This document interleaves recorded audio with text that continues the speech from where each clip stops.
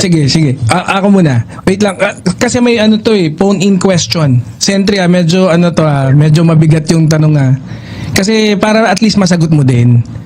Sinasabi nila, wala ka naman daw trabaho ngayon. How do you manage na yung magpa-imbestiga, magganto, magganyan? Sabi, ano daw ba, it's either marami ka raw nakulimbat dati.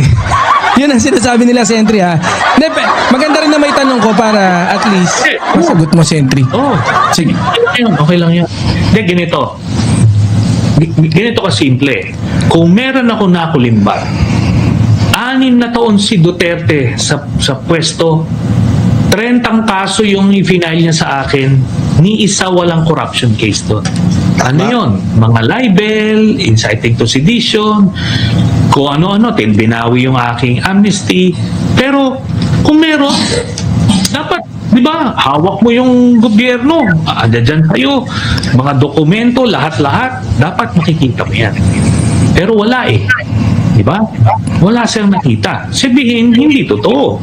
Nasa kathang isip lang nung mga makaduterte yan, pinipilit nila para madungisan ka, para yung mensahe mo, madudungisan din. Okay, ngayon, ang tanong, ano ba, wala naman daw akong trabaho? Meron po tayong trabaho, tayo ay Teacher, teacher. Tapos may consultancy work din tayo. So, yan, di ba, hindi naman tayo, nagiging parang palamunin. Kumbaga, meron tayong yung pag-iimbestiga, ganito. Open sources yan. Open sources. Di ba? Ito, yung mga nakuha sa Quadcom. In fact, yung mga i-final sa impeachment, galing sa Quadcom. Yung mga final ko kay Duterte, aside dun sa mga dokumento na kalap ko nung senador pa ako, yung iba galing din sa Senado, galing sa Quadcom, di na-file. Kaya nga yung sinasabi nila, bakit daw ako hindi ko daw ma-filean yung mga kado ni President Marcos. Napakasimple lang. Bakit ikaw na nagsasabi na merong kaso, ba't hindi ikaw ang mag-file? Diba? Bakit ko kumaga, dalawa lang ang kamay ko. Uunahin ko na yung mga Duterte bago pa yung iba. Diba? Oo, tama. Full time. Ganyan din sagot ko Sentry minsan. Pagka tinatanong ako, alam mo, kung batas ka, dapat patas ka. O ba't di mo binabanatan ganito? Andiyan ka na para bumanat. Di ikaw na bumanat. Yun, precisely. At may mga kasama rin kami mga sa Dilaw na sa mga pink na tinatanong yon. Dapat din daw makasuhan din di President. Ako, so ito, ganito, meron ka bang ebidensya o testigo? Wala. O sabi ko, ano ipa-file natin? Di ba? Gano'n naman. Libre ka naman Pwede ka namang mag-imbestiga o i-file mo na. Wala naman. Sabihin wala. O paano yun? Di ba? Ito, nag-investigate na yung ICI, nag-investigate na yung Blue Ribbon. Kung ano yung lumabas doon, di yun na. Kasi sila yung nasa poder para maghanap ng magkalkal na mas malalim. Di ba? Tayo, nasa labas tayo, yung open sources lang nakukuha natin. So, ikaw pa inuutusan, no, Sentry? Alam nyo, say, yun nga, buksan mga, alam naman natin yung mga DDS, ang babatikos, mga walang utak yan, mga yan So, eto po, eto tanong ko.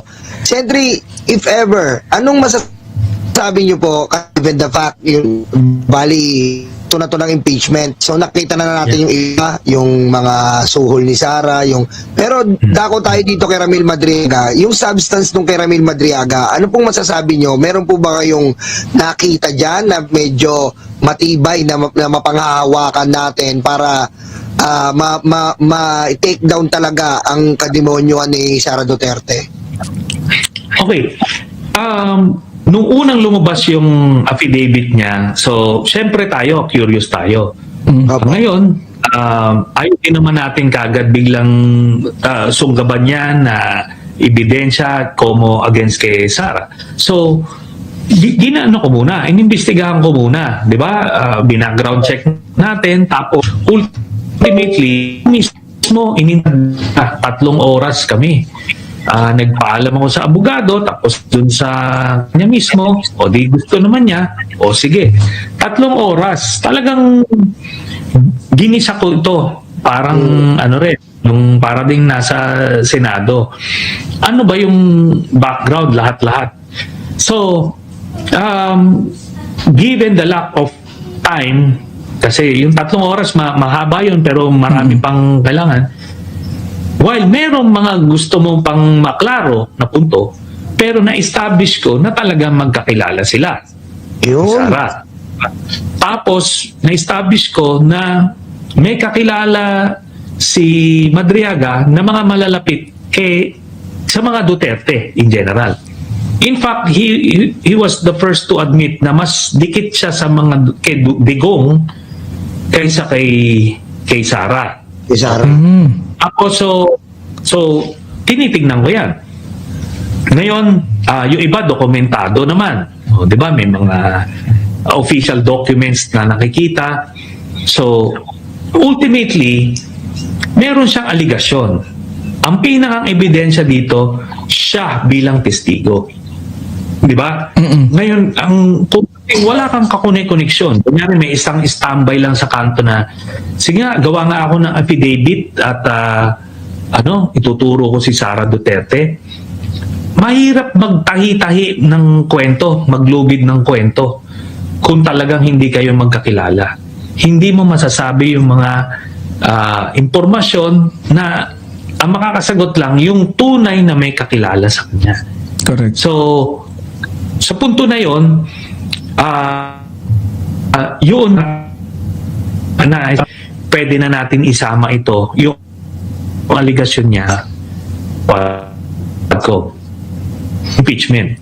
Ngayon, doon na lang sa cross-examination ng prosecution or ng defense ni Sara, doon na makikita ng taong bayan kung credible nga ba itong si Madriaga o hindi. But as far as I'm concerned, yung dumaan siya sa aking proseso ay hindi ito isang tambay lang sa kanto na gumagawa ng kwento. Sentry, Sentry, follow up ko lang baka makaano ko Yes. Yung sa mga allegations yun meron ba na idugtong si Ramil